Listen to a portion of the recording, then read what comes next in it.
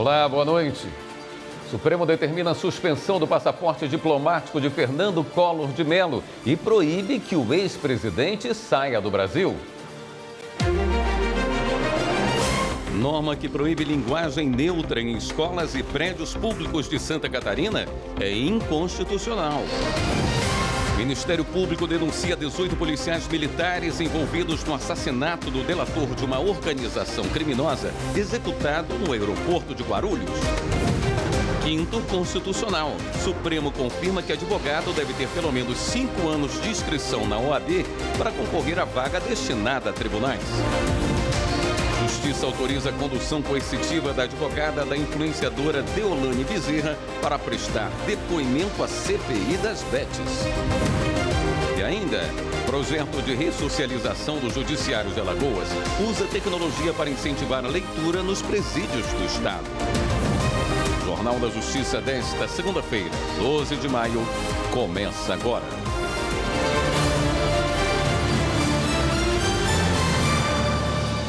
O Supremo Tribunal Federal declarou que é inconstitucional uma lei que proíbe o uso de linguagem neutra em escolas e prédios públicos de Santa Catarina. Repórter Pablo Lemos. O Legislativo de Santa Catarina chegou a proibir a chamada linguagem não binária em documentos oficiais. Seriam palavras com terminações neutras, sem indicar um gênero específico. A ação no Supremo Tribunal Federal foi proposta pelo Partido dos Trabalhadores. Em julgamento virtual, o colegiado seguiu o voto do relator, ministro Nunes Marques. Ele lembrou que o STF, em diversas ocasiões, já definiu que é da União a competência para editar normas que garantam uma base curricular única e nacional, como estabelece a Lei de Diretrizes e Bases da Educação. Entre outros pontos, Nunes Marques disse que é ineficaz qualquer tentativa estadual ou municipal de impor mudanças ao idioma por meio de disposição normativa. O Supremo determinou a suspensão do passaporte diplomático de Fernando Collor de Mello. A decisão é do ministro Alexandre de Moraes, que ainda proibiu a saída de Collor do Brasil. O ex-presidente está em prisão domiciliar desde o início deste mês por crimes de corrupção e outras infrações relacionadas à Operação Lava Jato. O ex-deputado federal Roberto Jefferson já está em casa, no Rio de Janeiro, em prisão domiciliar. O benefício foi concedido pelo Supremo Tribunal Federal. Repórter Amanda Mustafa tem os detalhes. A decisão é do ministro Alexandre de Moraes, relator da ação penal, e segue manifestação da Procuradoria-Geral da República a favor da substituição da prisão preventiva do ex-deputado pelo regime domiciliar.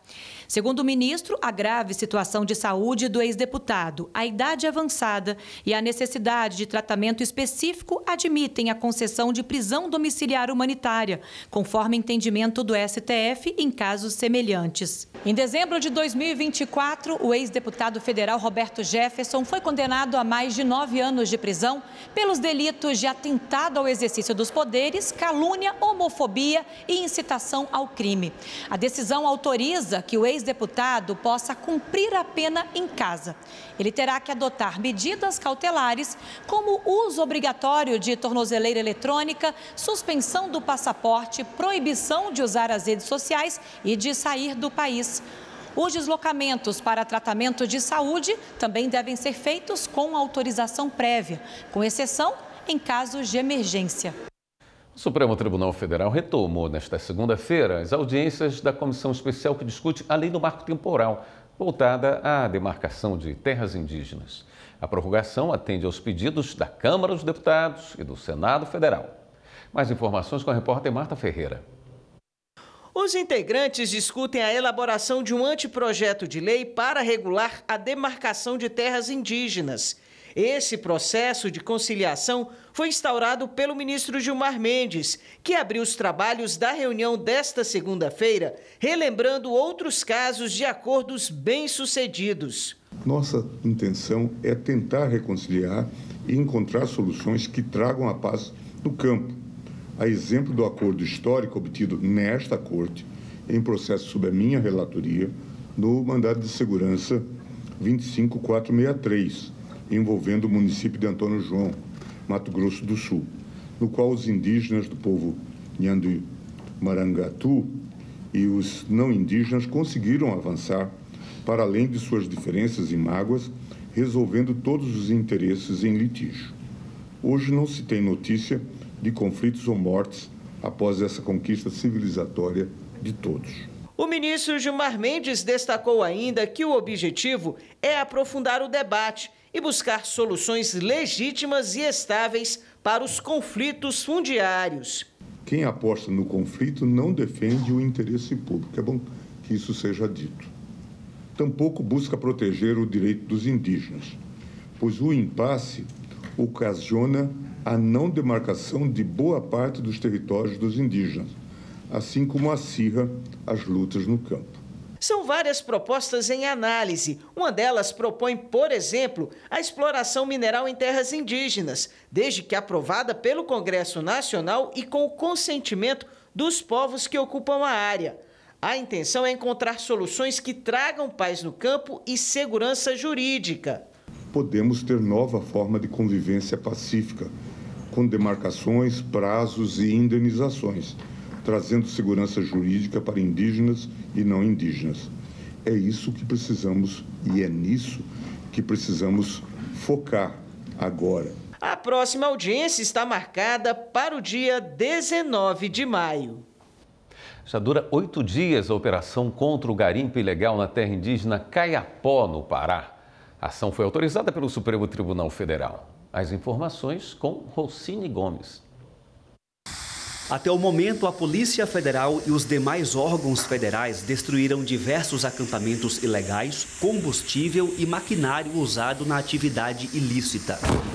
Além disso, apreenderam munições, mercúrio, ouro e celulares. O garimpo é realizado próximo aos rios Fresco e Branco, que banham a terra indígena, o que deixa as águas barrentas e contaminadas com mercúrio. Até o final da operação, as ações continuarão em duas frentes: desocupação com a retirada dos invasores e combate a garimpos ilegais, e identificação dos responsáveis pelas atividades ilícitas para a aplicação das medidas legais cabíveis.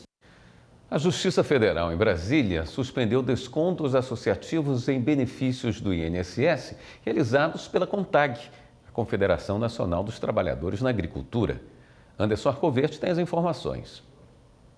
A decisão da Justiça Federal atende a pedido do deputado Nicolas Ferreira, do PL de Minas Gerais. O parlamentar entrou com a ação popular e alegou que, mediante acordos de cooperação técnica sem controle legal, a União permitiu a liberação de descontos associativos indevidos em benefícios de aposentados e pensionistas.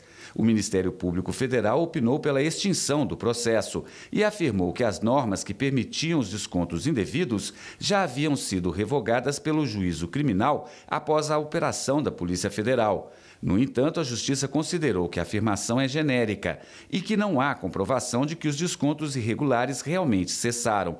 A Justiça declarou nulo o ofício do INSS, que liberou descontos feitos pela CONTAG em mais de 32 mil benefícios sem autorização expressa dos aposentados e pensionistas, e determinou a suspensão imediata das contribuições.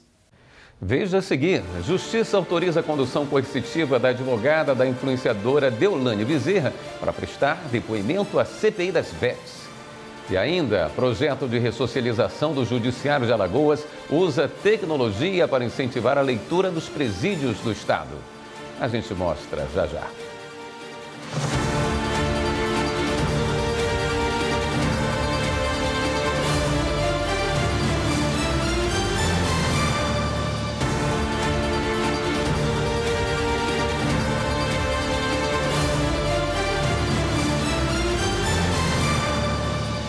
A sexta turma do Superior Tribunal de Justiça manteve a condenação por posse irregular de arma de fogo com base em testemunho policial confirmado por pai de réu. Repórter Jafer Araújo explica. A condenação de um homem a 1 ano e 4 meses de detenção por posse irregular de arma de fogo foi mantida pelo Superior Tribunal de Justiça com base em testemunhos policiais confirmados pelo pai do réu. De acordo com o processo, policiais executavam mandados de busca e apreensão, sendo um dos locais o endereço de residência do acusado e do pai dele.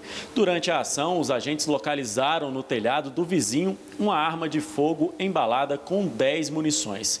Em depoimento, os policiais afirmaram que o denunciado negou que a arma seria dele, mas, pressionado pelo pai, confessou que a jogou no telhado após a chegada dos agentes. Só que depois o homem passou a dizer que a arma seria do pai e não dele. Ao STJ, a defesa então alegou que a confissão extrajudicial foi oferecida sob pressão paterna e, por isso, não seria suficiente para motivar a condenação. No julgamento, a 6ª turma do STJ considerou que, enquanto os depoimentos do réu apresentaram inconsistências e diferentes versões, os relatos dos policiais se mantiveram coesos ao longo da instrução penal, fato que, em conjunto com as afirmações do genitor do réu, confere credibilidade às provas testemunhais que embasaram a condenação. O ministro Rogério Schietti Cruz, relator do pedido de habeas corpus, acrescentou que a afirmação feita pelo genitor merece credibilidade, pois os elementos dos autos indicam que a arma não seria dele, um funcionário público de reputação ilibada, mas sim de seu filho, que já ostenta outros crimes e teria motivos para, por meio de uma negativa falsa oferecida em juízo, tentar se evadir de sua responsabilidade penal. A Justiça Federal de São Paulo autorizou a condução coercitiva da advogada Adélia de Jesus Soares, que atua na defesa da influenciadora digital Deolane Bezerra, para prestar depoimento à CPI das Bets. Carolina Chaves tem as informações. A decisão atende a pedido da Comissão Parlamentar de Inquérito do Senado, que apura crimes envolvendo casas de apostas online ilegais. A advogada de Deolane foi convocada a prestar depoimento no dia 29 de abril, mas não compareceu.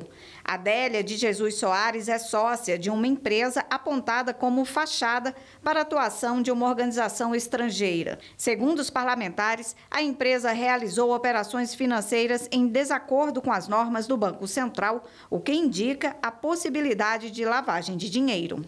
Adélia Soares foi indiciada pela Polícia Civil do Distrito Federal pelos crimes de falsidade ideológica e associação criminosa. As investigações indicaram que ela teria contribuído para a criação de uma estrutura clandestina voltada à exploração de jogos de azar no Brasil por meio da empresa. Além de Adélia, a CPI das Bets aprovou a convocação de Giliardi, filho de Deolane Bezerra.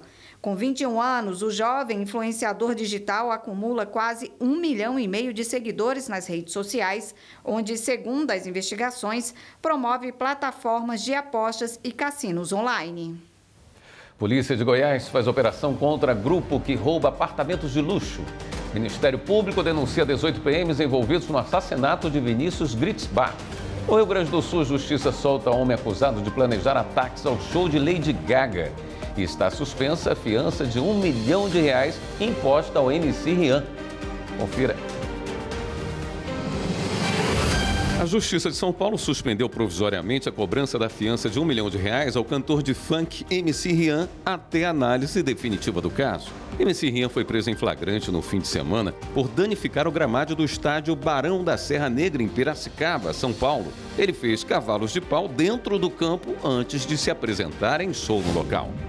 A Justiça do Rio Grande do Sul atendeu o pedido da defesa e revogou a prisão do homem investigado por ter planejado um ataque no show de Lady Gaga no Rio de Janeiro no início do mês. Ele foi preso na cidade de Novo Hamburgo durante a operação da Polícia Civil e o atentado não aconteceu. O homem vai cumprir medidas cautelares sob pena de nova decretação de prisão.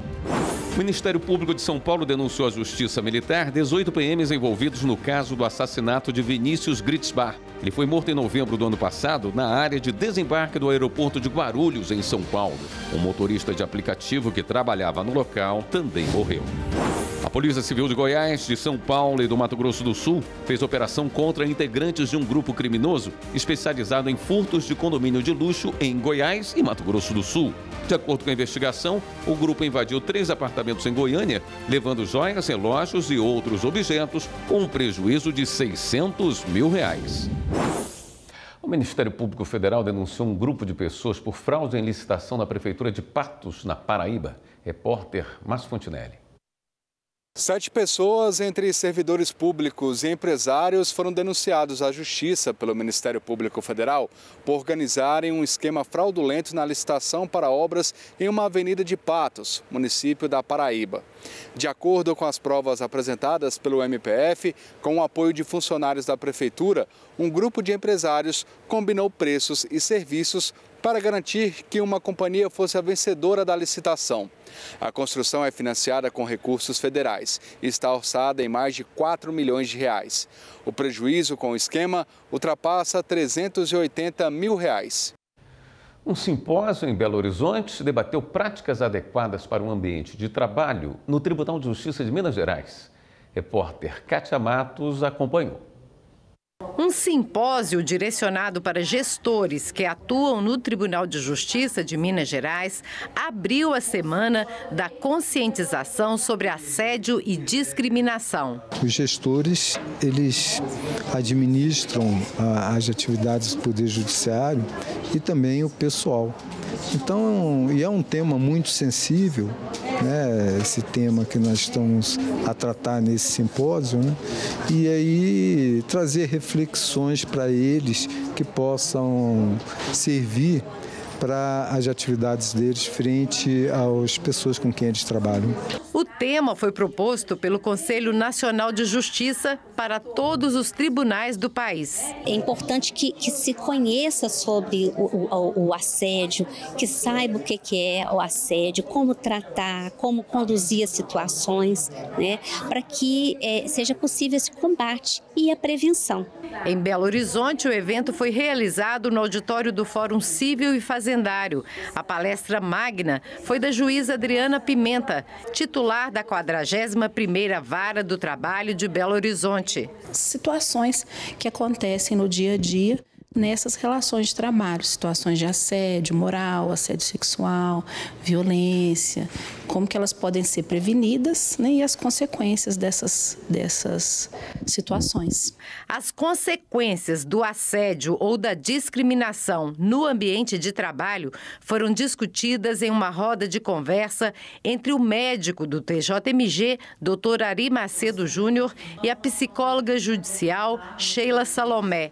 Uma das principais causas de falta ao trabalho é decorrente de doenças emocionais ou físicas, de quem sofre ou até mesmo de quem pratica o assédio. O assédio moral, sexual e a discriminação tem impacto direto no adoecimento mental. Muitas vezes, não só o assediado ele está adoentado, muitas vezes o assediador também tem uma patologia mental, muitas vezes até o comportamento é reflexo dessa patologia, e isso tem impacto direto no afastamento, nas licenças médicas e no absenteísmo.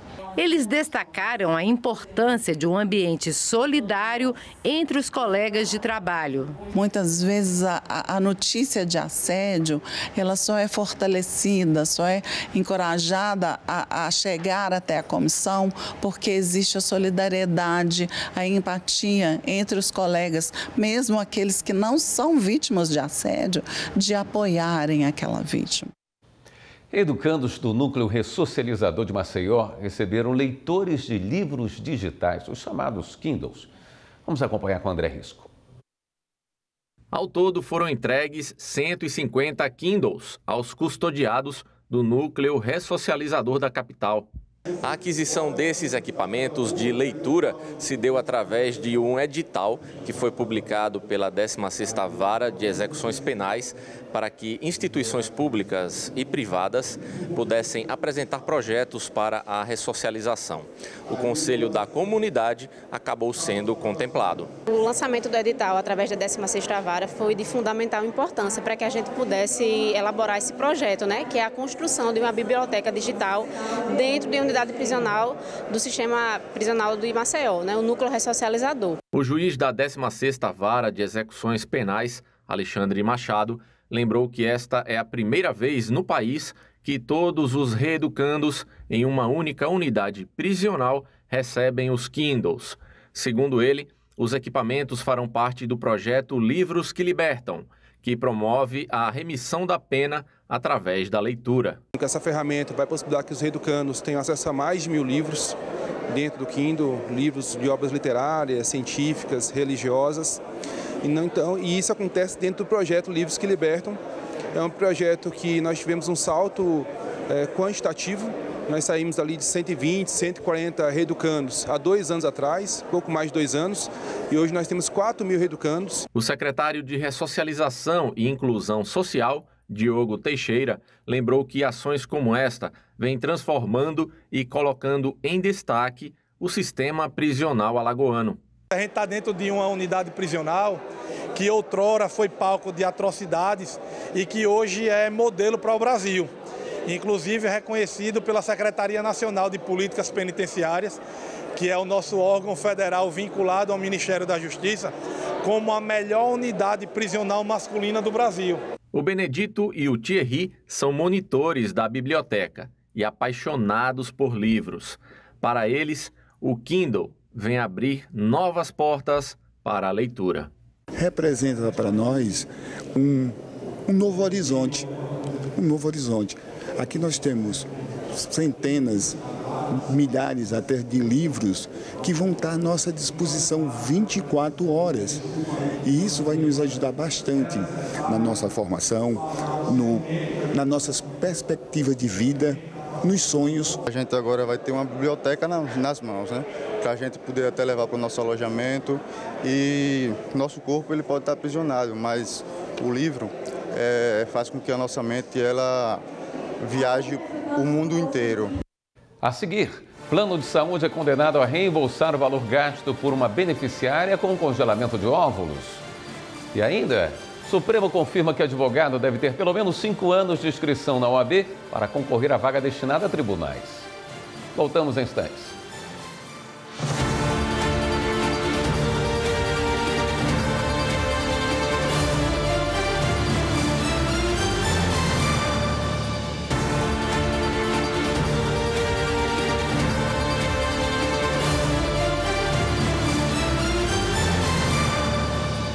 O Supremo Tribunal Federal decidiu que é constitucional advogados terem um mínimo de 5 anos de inscrição na OAB para concorrer à vaga destinada a tribunais.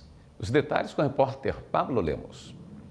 A exigência da Ordem dos Advogados do Brasil prevê que, para concorrer a uma vaga pelo 5º Constitucional, seja em tribunais de justiça estaduais, federais ou trabalhistas, o advogado precisa comprovar inscrição há pelo menos 5 anos na seccional da OAB correspondente à jurisdição do tribunal. Na prática, por exemplo, um profissional interessado em disputar uma vaga destinada à advocacia no Tribunal Regional do Trabalho da 10ª Região, que abrange o Distrito Federal e o Tocantins, ele deve estar inscrito em uma dessas regiões pelo prazo mínimo de 5 anos. Essa regra foi questionada pelo então Procurador-Geral da República, Augusto Aras. Mas o Supremo Tribunal Federal teve outro entendimento sobre o assunto, com base na divergência apresentada pelo ministro Flávio Dino. Ele defendeu que a regra implementada pela OAB tem mais de 20 anos e está de acordo com a Constituição.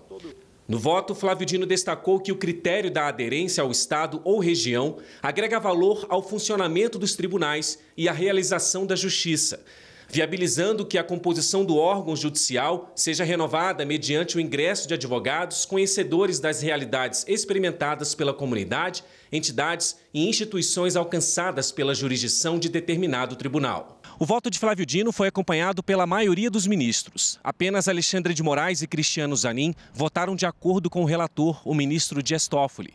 Para ele, a exigência impõe uma limitação indevida à participação de advogados aptos, entre outros pontos. O julgamento em plenário virtual deve terminar no dia 16 de maio. O plenário do Supremo deve retomar o julgamento da ação que discute a validade de trechos de uma lei que destina parte da contribuição sindical compulsória para as centrais sindicais.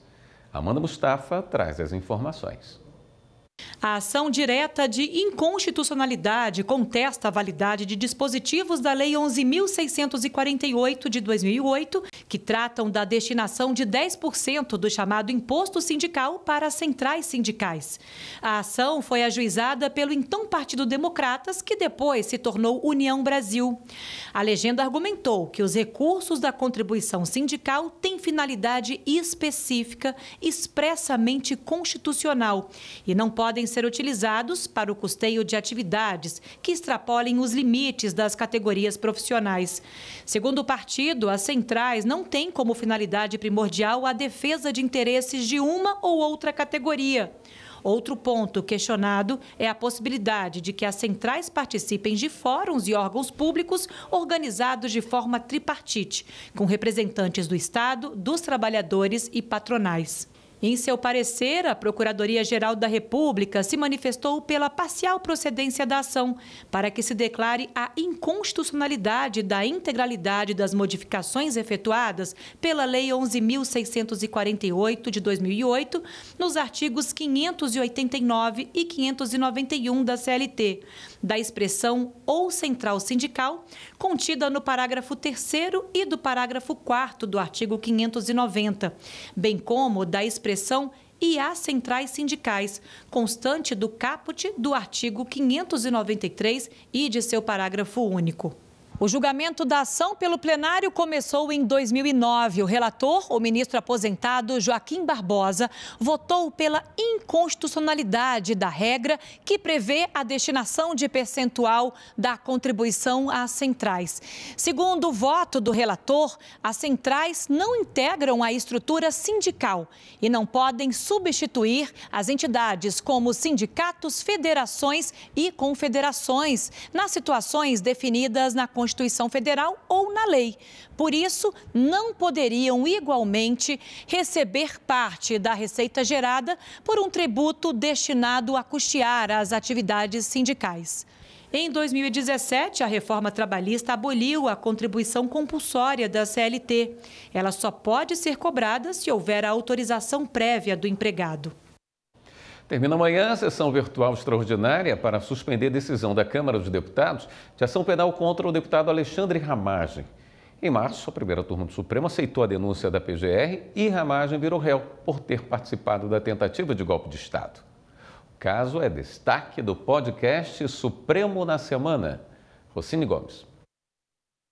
O podcast apresentado por Mariana Brasil, analista de redes sociais do STF, traz esta semana os principais julgamentos da Corte. Na semana passada, a Câmara dos Deputados aprovou um projeto de resolução que suspende a ação penal em relação ao ex-diretor da Agência Brasileira de Inteligência, ABIN, e deputado federal Alexandre Ramagem. Essa decisão legislativa está na pauta da sessão virtual extraordinária da primeira turma, que já formou maioria pela suspensão parcial, como explica a consultora jurídica Hanna Gomes. Ele foi denunciado enquanto ainda era diretor da ABIN.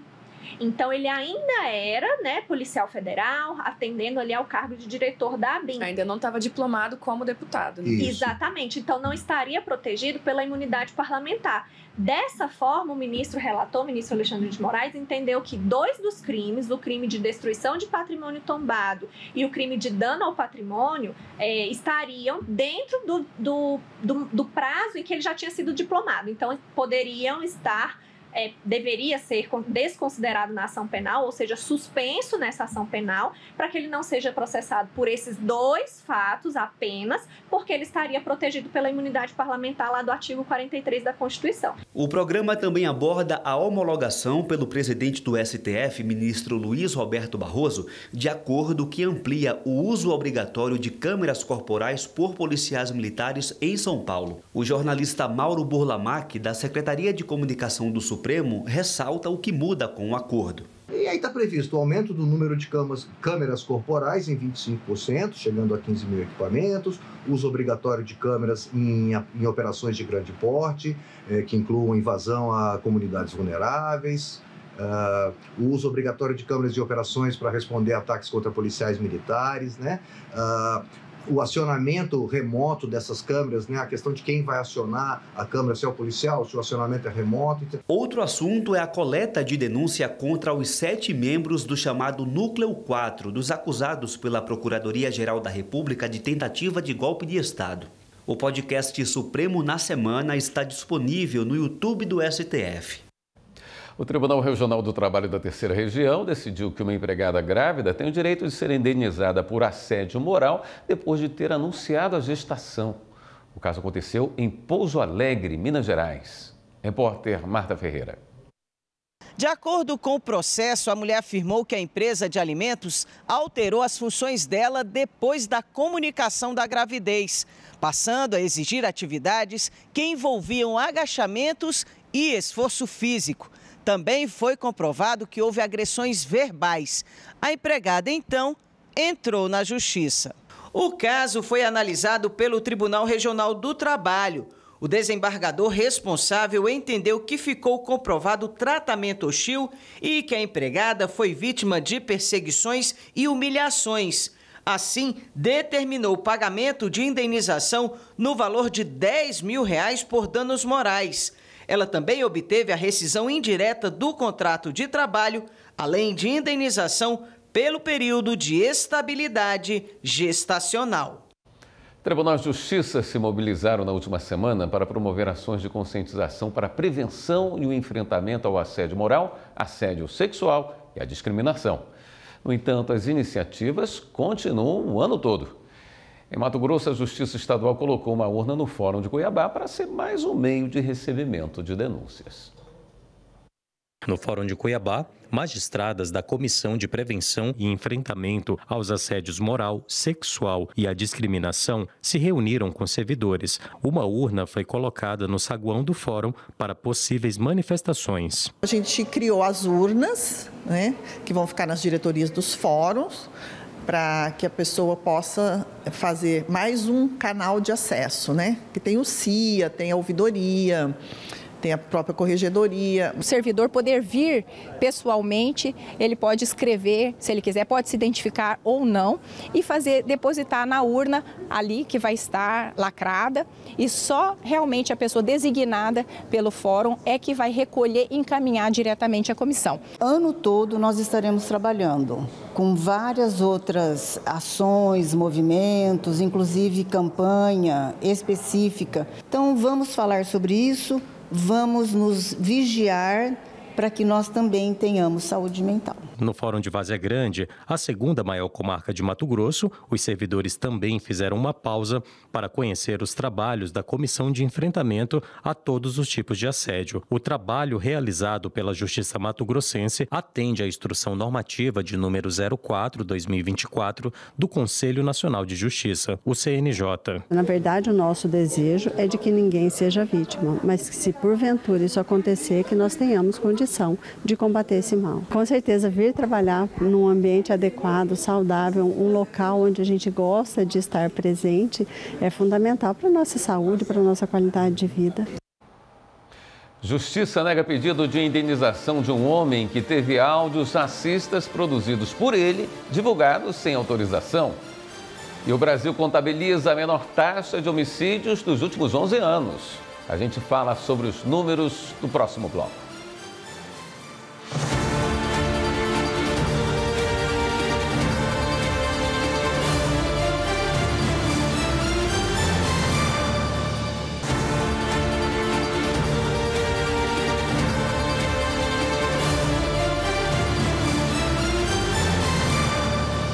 O Brasil contabilizou 45.747 casos de homicídio em 2023. Essa é a menor taxa dos últimos 11 anos. Apesar disso, os números da violência contra crianças ainda são alarmantes. O repórter João Pedro Melo tem as informações. Os dados foram divulgados no Atlas da Violência de 2025, divulgado pelo Instituto de Pesquisa Econômica Aplicada, e mostram que 34% das mortes de jovens foram classificadas como homicídios. A série histórica, que compreende os anos de 2013 a 2023, mostra que 312.713 jovens foram vítimas de violência letal no Brasil. No recorte de unidades federativas, os menores indicadores de homicídios por 100 mil habitantes estão nos estados do sul do Brasil, além de São Paulo, Distrito Federal e Minas Gerais.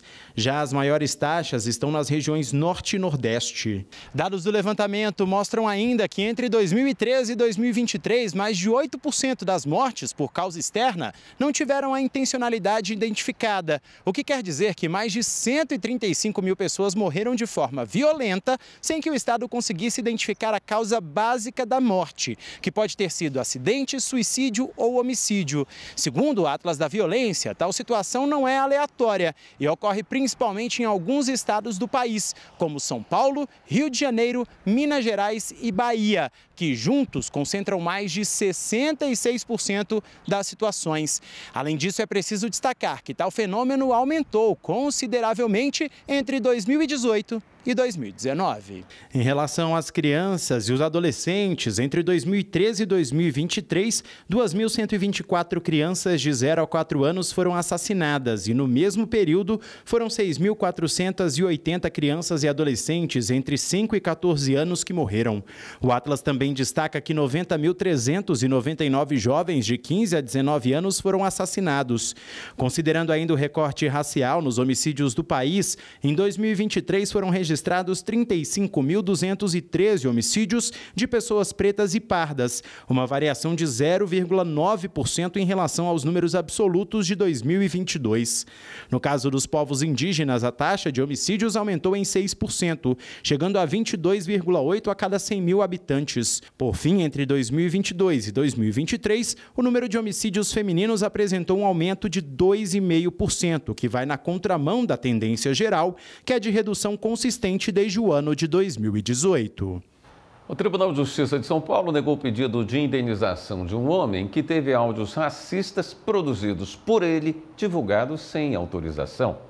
Quem explica é Carolina Chaves. O TJ de São Paulo manteve decisão de primeira instância da cidade de Santos, que havia negado o pedido de indenização por danos morais de um homem por ter tido os áudios divulgados em grupo de WhatsApp sem autorização. De acordo com o processo, o autor da ação gravou áudios com conteúdos racistas em um grupo fechado de WhatsApp. Um terceiro, que não fazia parte do grupo, recebeu os áudios e divulgou as declarações na rede social sem autorização. A publicação acarretou o afastamento do criador das mensagens do cargo de conselheiro do Santos Futebol Clube e a perda da posição de secretário adjunto do turismo da cidade. Além disso, o homem passou a receber ataques de torcedores. De acordo com os desembargadores, as proteções constitucionais da privacidade e do sigilo das comunicações não podem servir de escudo para práticas ilícitas, principalmente de natureza discriminatória. Além disso, a reprovação social que o homem recebeu diante do conteúdo decorre da declaração e não da divulgação. Nesse sentido, a divulgação de conteúdos racistas sem autorização não gera o dever de indenizar. Uma atendente vai ser indenizada em R$15 mil por uma empresa de telemarketing. A profissional recebeu diversas ameaças de demissão por apresentar atestados médicos. O valor da reparação foi triplicado pela segunda turma, que avaliou que o montante definido inicialmente era irrisório diante da coação e dos riscos à saúde presentes no caso. A reportagem é de Rocine Gomes. A operadora de telemarketing foi dispensada depois de 9 meses de trabalho. No processo trabalhista, ela relatou que quando adoecia e apresentava atestado médico, perdia a folga aos sábados, tinha queda nos indicadores de desempenho e ainda era ameaçada de ser demitida. A empresa contestou essa versão, alegou não haver perseguição a quem apresenta atestados médicos. Relatou também que as folgas aos sábados eram prêmios decorrentes de campanhas motivacionais. Mas, em primeira instância, a empregadora foi condenada a indenizar a atendente em R$5 mil por dano moral. O Tribunal Regional do Trabalho da 10ª Região, que abrange o Distrito Federal e o Tocantins, considerou evidente a conduta abusiva da empresa e manteve a sentença. O TRT destacou o depoimento de uma testemunha que confirmou que o superior advertia quem entregava atestado. A testemunha também relatou que já havia trabalhado doente para não perder a folga. A autora da ação recorreu ao Tribunal Superior do Trabalho, solicitando um valor maior de reparação. O caso foi julgado pela segunda turma, sob a relatoria da ministra Adelaide Miranda Arantes. A ministra destacou que o suposto incentivo na forma de folga aos sábados se transformava em coação para não usufruir o direito à licença médica, colocando em risco a própria saúde. No voto, a relatora destacou que a busca pela produtividade deve se conjugar com o princípio da dignidade, que enxerga o ser humano como fim em si mesmo, e não como instrumento para a maximização dos lucros de seu empregador. Diante da gravidade da conduta da empresa, a ministra considerou insuficientes os R$5.000 de indenização estabelecido na instância regional. Ela lembrou que em situações similares envolvendo a mesma empresa, a segunda turma já havia arbitrado o triplo do valor. Eu conheço o recurso de revista por violação do 5º10 da Constituição e o provimento é para majorar o valor da indenização por danos morais para R$15.000, custas acrescidas em R$200, calculadas sobre o valor que ora acresce a condenação. As ministras Liana Schaibe e Maria Helena Malman, presidente da segunda turma, acompanharam o voto da relatora. A empresa entrou com embargos ainda não analisados. E no Distrito Federal, o Plano de Saúde foi condenado a reembolsar o valor gasto por uma beneficiária com congelamento de óvulos. O procedimento precisou ser realizado antes do início de um tratamento de câncer de colo de útero. Regina Souza, com as informações. A segunda turma cível do Tribunal de Justiça do Distrito Federal e dos Territórios condenou a Quality Pro Saúde Assistência Médica Ambulatorial a reembolsar o procedimento de congelamento de óvulos no valor de quase R$25.000 a uma beneficiária. A criopreservação foi indicada como medida preventiva à infertilidade, antes do início do tratamento do câncer de colo do útero com quimioterapia e radioterapia. Ao analisar o recurso, a turma pontuou que é apresentado laudo médico que justifique a necessidade de submissão da paciente ao tratamento e exauridas as demais possibilidades médicas, não pode haver ingerência da operadora de plano de saúde a esse respeito. Destacou ainda que o estado de saúde da consumidora é grave e exige cuidados específicos. A empresa também foi condenada a pagar R$10.000 por danos morais à autora da ação. A seguir, NPF pede urgência na regulamentação da pulverização terrestre de agrotóxicos no Pará. E o Palácio da Justiça de Porto Alegre recebe mais uma turma para vivenciar a realidade do judiciário no estado. Já, já.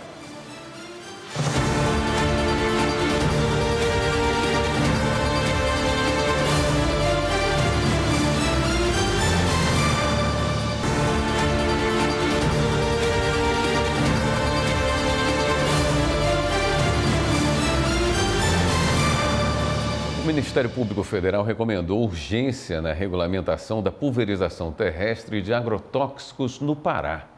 As informações com Márcio Fontinelli. 7 pessoas, entre servidores públicos e empresários, foram denunciados à Justiça pelo Ministério Público Federal por organizarem um esquema fraudulento na licitação para obras em uma avenida de Patos, município da Paraíba.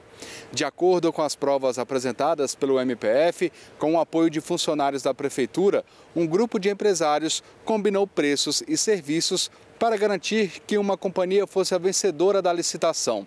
A construção é financiada com recursos federais e está orçada em mais de R$4 milhões. O prejuízo com o esquema ultrapassa R$380 mil. Profissionais do Poder Judiciário de Mato Grosso participaram da oficina Let's Gov, capacitação em gestão e operação de laboratórios de inovação. A repórter Laura Meirelles explica como essa iniciativa deve promover novas soluções para a rotina de trabalho dos servidores. 30 profissionais do Poder Judiciário de Mato Grosso participaram de uma capacitação sobre gestão e operação de laboratórios de inovação. O objetivo é fazer com que servidores e magistrados compreendam que a inovação também é um serviço ofertado para a população que precisa da justiça. Capacitar todos os servidores e os magistrados é o desafio necessário, porque a inovação não fica com o laboratório, ela é da cultura organizacional. É por isso que é tão importante ter uma oficina, para que cada servidor e magistrado se sinta capacitado a olhar diferente o seu trabalho, a procurar uma nova saída e ter esse impacto coletivo, né, para os cidadãos do nosso estado. Criar um laboratório de inovação tem a ver com organizar como isso será feito num tempo e espaço e, inclusive, potencializar transversalmente todas as áreas. A TI sempre inovou, o RH sempre inovou, a própria área finalística sempre inovou, mas a ideia de um laboratório é para tentar antecipar um pouco essa janela de futuro e trazer para mais perto da realidade todas essas mudanças que vêm por aí. Durante a capacitação, os participantes foram incentivados a criar, refletir, implementar e experimentar novas soluções para problemas que podem surgir nas rotinas de trabalho e desenvolver novas competências. Trazendo um trabalho com melhor desempenho, potencializando os resultados, mas aprimorando também a maneira como as pessoas, a sociedade enxerga o Poder Judiciário. O Formando Gerações recebeu uma turma para vivenciar a realidade do Judiciário do Palácio da Justiça Gaúcha. O projeto do Memorial do Judiciário existe há 20 anos e busca despertar estudantes a refletirem sobre cidadania, direitos e deveres, além da estrutura dos poderes. Reportagem de Paulo Marcon. O programa Formando Gerações já recebeu no Memorial do Judiciário aproximadamente 16 mil estudantes, com a participação de mais de 200 instituições de Porto Alegre e região metropolitana. Na última semana, alunos do 2º ano do ensino médio do Colégio Estadual Florinda Tubino Sampaio, da capital, tiveram uma verdadeira aula prática no Palácio da Justiça. Eu estou gostando muito da atividade, principalmente porque é fora da sala de aula. A gente está acostumado a ter sempre aquilo lá, de ficar sentado, olhando para o quadro, copiando. Essas atividades mais interativas, atividades que tem mais, como eu posso dizer, que são mais a gente mesmo junto, tudo. Foi muito bom, espero que agora eles guardem, né? Porque às vezes só ouvir falar, às vezes não guardam. Agora, vendo as coisas acontecer, parece que é mais... Isso é muito legal, então, associar a aprendizagem, a questão teórica com a questão prática. A turma foi recebida pelos servidores e pelo arquiteto Roberto Soares.